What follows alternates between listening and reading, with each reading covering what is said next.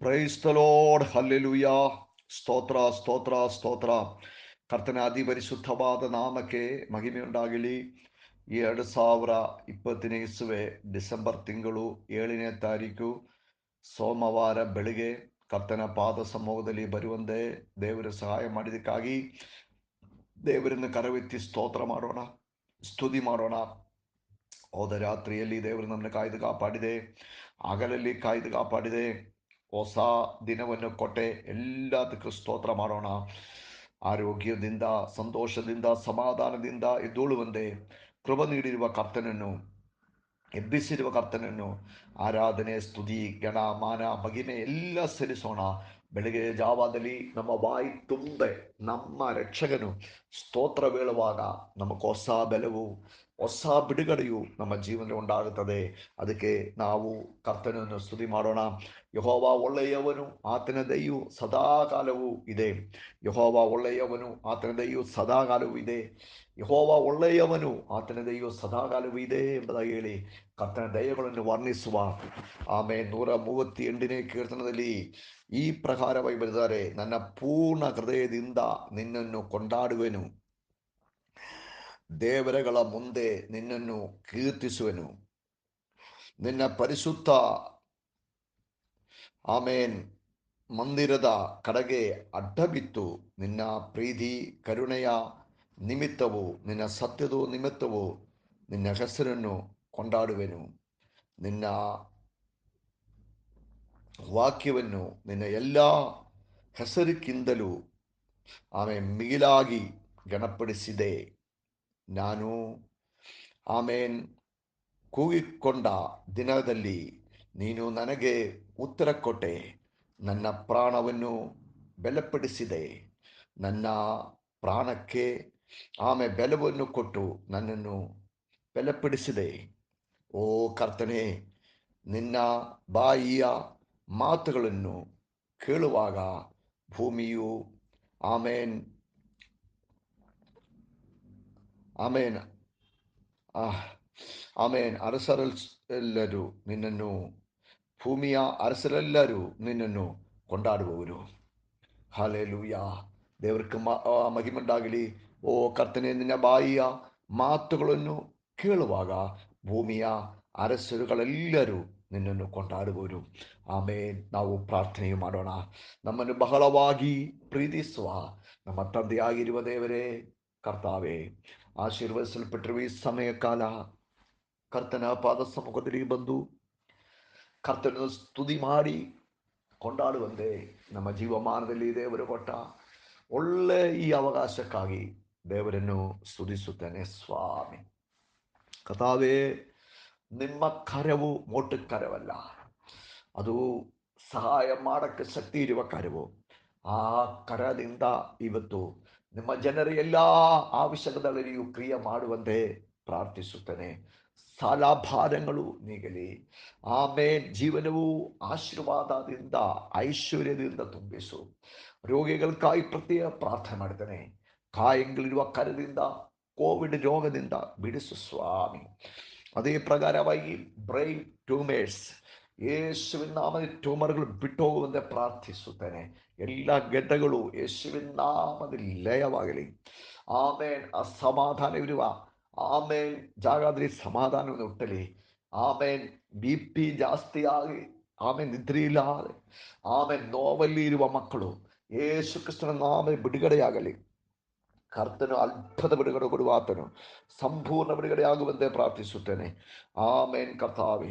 ಅದೇ ಪ್ರಕಾರವಾಗಿ ಮಕ್ಕಳ ವಿಷಯದಲ್ಲಿ, ಮದುವೆ ಕಾರ್ಯಗಳಲ್ಲಿ, ಮದುವೆ ನಡೆಯಾದೆ ಪ್ರಾಯವು ಜಾಸ್ತಿ ಆಗಿರುವ ಹೆಣ್ಣು ಮಕ್ಕಳಿಗಾಗಿ ಪ್ರತ್ಯೇಕ ಪ್ರಾರ್ಥಿಸುತ್ತೇನೆ. ಅವರ ಮದುವೆಗಳು ಯೇಸುವಿನ ನಾಮದಲ್ಲಿ ನಡೆಯುವಂತೆ ಪ್ರಾರ್ಥನೆ ಮಾಡ್ತಾರೆ. ಪವಿತ್ರಾವಿಯೇ, ಪವಿತ್ರಾತ್ಮನೆ, ಇವತ್ತು ಕ್ರಿಯೆಗಳು ಮಾಡು. ಈ ಪ್ರಾರ್ಥನೆ ಸಹಕಾರ ಮಾಡುವ ಪ್ರತಿಯೊಬ್ಬರು ಅವರ ವಿಷಯಗಳು ಪವಿತ್ರಾತ್ಮನ ಹೇಳಿಲ್ಲಾದರೆ ಕೂಡಿ ಆಮೇಲೆ ಅವರು ಇದರಲ್ಲಿ ಜೊತೆಯಲ್ಲಿ ಸೇರಿ ಪ್ರಾರ್ಥನೆ ಮಾಡುವಾಗ ಮನಗಳಲ್ಲಿ ಬಿಡುಗಡೆಯಾಗಲಿ.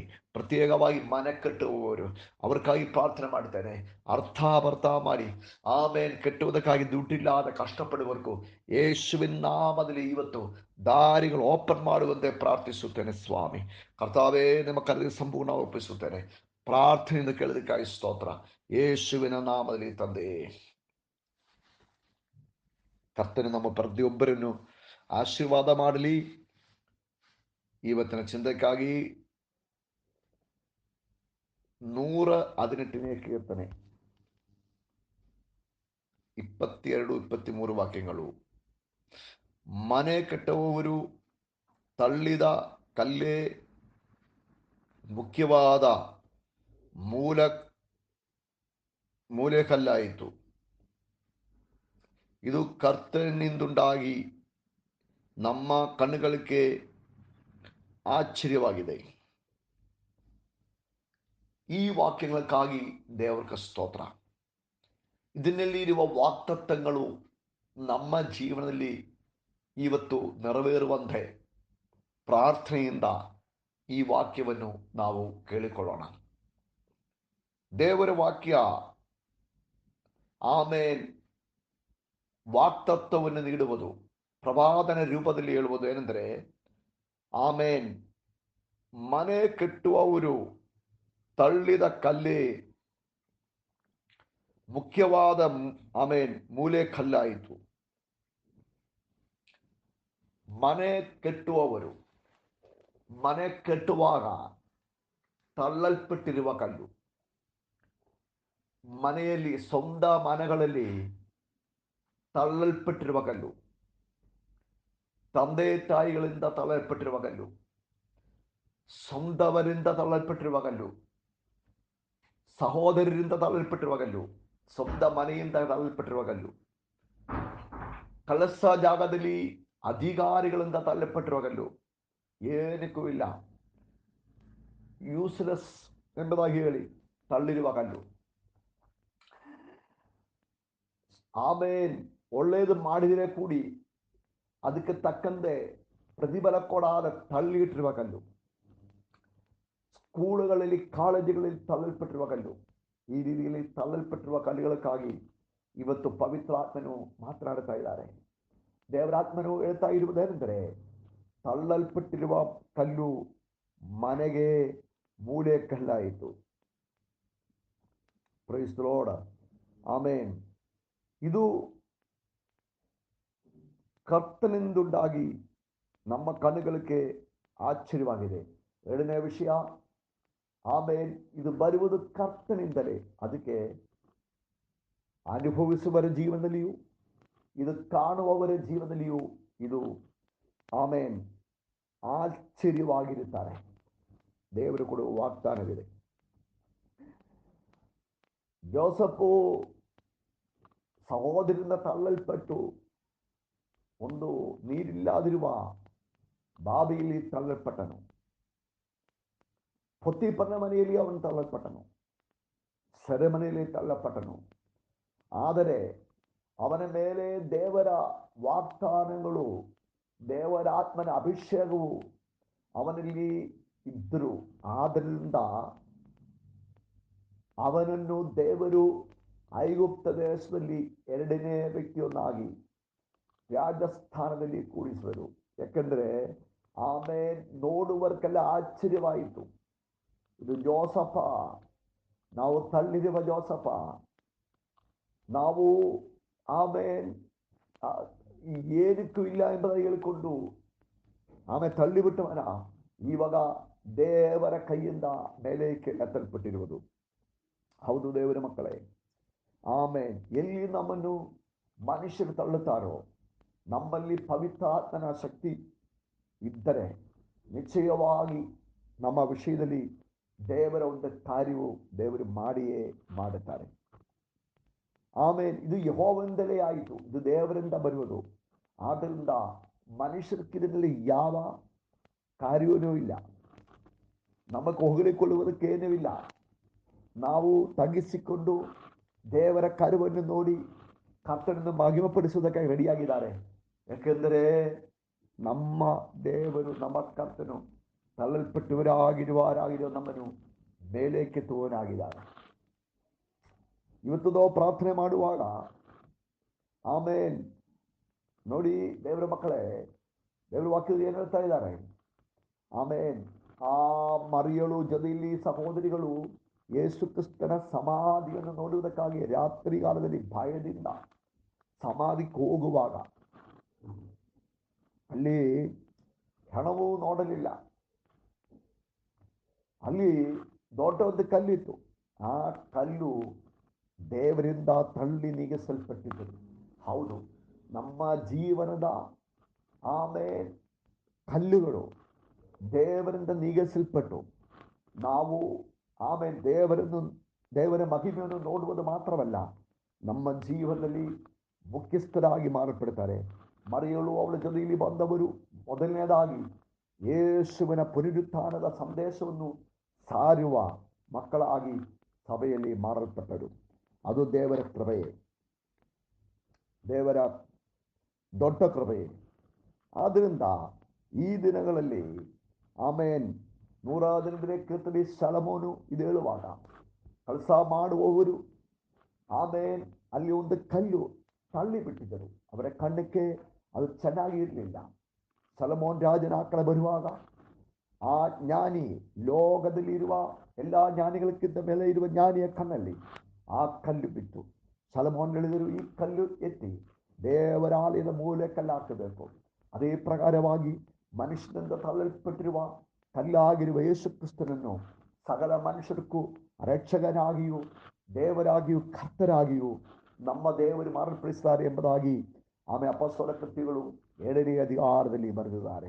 ಪ್ರಿಯರೇ, ಮನುಷ್ಯರು ತಳ್ಳಿದರೆ ಕೂಡಿ ಕುಂದಿ ಹೋಗಬೇಡ. ಆಮೇಲೆ ಮನುಷ್ಯರಾರಿಯಲ್ಲಿ ಮೇಲೆ ಕೆತ್ತಿಲ್ಲಾದರೂ ಕೂಡಿ ಕುಂದಿ ಹೋಗಬೇಡ. ಯಾಕೆಂದ್ರೆ ಈ ವಾಕ್ಯ ಇಟ್ಟುಕೊಂಡು ದೇವರಾತ್ಮನ ನಮ್ಮ ಹತ್ರ ಹೇಳುವುದೇನೆಂದರೆ, ಆಮೇಲೆ ದೇವರಾತ್ಮನ ಹೇಳುವುದೆಂದರೇನು? ಮನುಷ್ಯನ ಕೈಯಿಂದ ತಳ್ಳಲ್ಪಟ್ಟಿರುವ ಕಲ್ಲುಗಳು ದೇವರ ಮೇಲೆ ಕೆತ್ತಿ ಮನೆಯ ಮೂಲೆ ಕಲ್ಲಾಗಿ ಮಾರ್ಪಡಿಸುತ್ತಾರೆ. ಹೌದು, ಮನೆ ಕಟ್ಟುವವರು ತಳ್ಳಿದ ಕಲ್ಲೇ ಮುಖ್ಯವಾದ ಮೂಲೆ ಕಲ್ಲಾಗಿತ್ತು. Praise the lord. ಆಮೇನ್. ಇದು ಕರ್ತನಿಂದುಂಟಾಗಿ ನಮ್ಮ ಕಣ್ಣುಗಳಿಗೆ ಆಶ್ಚರ್ಯವಾಯಿತು. ಆಮೇನ್. ಕರ್ತನಿಂದ ಇದು ಉಂಟಾಗುವುದು, ಅದಕ್ಕೆ ದೇವರಿಗೆ ಸ್ತೋತ್ರ ಮಾಡೋಣ. ಕರ್ತನಿಂದಲೇ ಇದು ಬರುವುದು, ಅದಕ್ಕೆ ದೇವರಿಗೆ ಸ್ತೋತ್ರ ಮಾಡೋಣ. ಪ್ರಿಯರೇ, ದೇವರಿದು ಮಾಡುವಾಗ ನಾವು ದೇವರಿಗೆ ಸ್ತೋತ್ರ ಮಾಡಬೇಕು. ಯಾಕೆಂದರೆ ಆಮೇನ್ ದೇವರ ಕಣ್ಣುಗಳು ನಾವಾಗಿರುವ ತಳ್ಳಲ್ಪಟ್ಟಿರುವ ಕಲ್ಲುಗಳ ಮೇಲೆ ಇದೆ. ಆ ಊರಲ್ಲಿ ಆಮೇಲೆ ಮದುವೆ ಮನೆಯಲ್ಲಿ ಆಮೇಲೆ ಮನೆಯ ಆಚೆ ತಳ್ಳಲ್ಪಟ್ಟಿರುವ ಕಲ್ಲಿನ ಬಾಣಗಳಲ್ಲಿ ಯೇಸುವಿನ ಕಣ್ಣುಗಳು ಬಂದಾಗ ಆ ಕಲ್ಲುಗಳಿಗೂ ಮಾನಸ್ತುತಿಯುಂಟಾಯಿತು. ಅವುಗಳಲ್ಲಿ ನೀರು ತುಂಬಿಸಿ ಅವುಗಳನ್ನು ನಿರಾಕ್ಷರಸವಾಗಿ ಅದು ನೋಡಿದವರಕ್ಕೆಲ್ಲ, ಅದು ಕಂಡವರ್ಕೆಲ್ಲ, ಆ ಮನೆಯಲ್ಲಿರುವರೆಲ್ಲ ಅದ್ಭುತ ಪಡುವಾರು. ದೇವರ ಕ್ರಿಯೆ ತೋರಿ ಎಲ್ಲಾದರೂ ಯೇಸು ಸ್ವಾಮಿಯನ್ನು ನಂಬಿದರು. ಅದೇ ಪ್ರಕಾರವಾಗಿ ನಮ್ಮ ದೇವರಕ್ಕೂ ಮಹಿಮೆ ಆಗುವಂತೆ ನಾವಾಗುವ ತಳ್ಳಲ್ಪಟ್ಟಿರುವ ಗಂಧಗಳು ನಾವು ಇವತ್ತು ಯಾವ ಸನ್ನಿವೇಶದಲ್ಲಿದ್ರೇನು ದೇವರ ಬೆಲೆ ಕೆತ್ತಿ ನಮ್ಮನ್ನು ಮನೆಯ ಮೂಲೆ ಕಲ್ಲಾಗಿ, ನಾವಾಗಿರುವ ಫ್ಯಾಕ್ಟರಿಯ, ನಾವಾಗಿರುವ ಕೆಲಸ ಜಾಗದ, ನಾವಾಗಿರುವ ಕಾಲೇಜಿನ, ನಾವಾಗಿರುವ ಮನೆಯ, ನಾವಾಗಿರುವ ಸಭೆಯ ಮೂಲಕಲ್ಲಾಗಿ ಮಾರಲ್ಪಡಿಸುವುದಕ್ಕೆ ದೇವರ ಶಕ್ತನಾಗಿದ್ದಾರೆ. ನಿಂದಿಸಲ್ಪಟ್ಟಿದೆಯೋ, ತಳ್ಳಲ್ಪಟ್ಟಿದಾರೋ, ಕಣ್ಣೀರಲ್ಲಿ ಬಿತ್ತಿದಾರೋ, ಯಾರು ಇಲ್ಲ ಅಂತ ಹೇಳ್ತಾ ಇದ್ದೀರಾ? ಇವತ್ತು ದೇವರು ನಿಮಗಾಗಿ ಒಂದು ಅದ್ಭುತವು, ತಳ್ಳಲ್ಪಟ್ಟಿರುವ ಕಲ್ಲೇ ಮೂಲ ಕಲ್ಲಾಗಿ ಮಾಡುವ ಒಂದು ಕ್ರಿಯೆಯು ದೇವರು ನಿಮ್ಮ ಜೀವನದಲ್ಲಿ ಮಾಡಿಯೇ ಮಾಡ್ತಾರೆ. ಈ ವಾಕ್ಯದಿಂದ ದೇವರು ನಮ್ಮ ಒಬ್ಬೊಬ್ಬರನ್ನ ಆಶೀರ್ವಾದ ಮಾಡಿ. ನಾವು ನಿಮಗಾಗಿ ಪ್ರಾರ್ಥಿಸುತ್ತೇನೆ. ಕರ್ತಾವೇ, ಇವತ್ತು ಈ ಸಂದೇಶದಲ್ಲಿರುವ ಪ್ರತಿಯೊಬ್ಬರಲ್ಲಿಯೂ ನಿಮ್ಮ ಕರುವು ಚಾಯಿಸಿ ನಿಮ್ಮ ಬೆಲೆವಿರುವ ಕರದಿಂದ ಅವರ ಜೀವನವನ್ನು ರೀಮೋಲ್ಡ್ ಮಾಡಿ, ಅವರ ಸನ್ನಿವೇಶ ಚೇಂಜ್ ಮಾಡಿ, ತಳ್ಳಲ್ಪಟ್ಟಿರುವ ಎಲ್ಲ ಕಲ್ಲುಗಳು ಮೂಲೆ ಕಲ್ಲಾಗುವಂತೆ ಆಶೀರ್ವಾದ ಮಾಡಿ ಪ್ರಾರ್ಥಿಸುತ್ತೇನೆ. ಪ್ರಾರ್ಥನೆಗಳಲ್ಲಿ ಕಳಿಸ್ಕೊಟ್ರ ಯೇಸುವಿನ ನಾಮದಲ್ಲಿ ತಂದೆ. We are shining by the power of Holy Spirit. God bless you.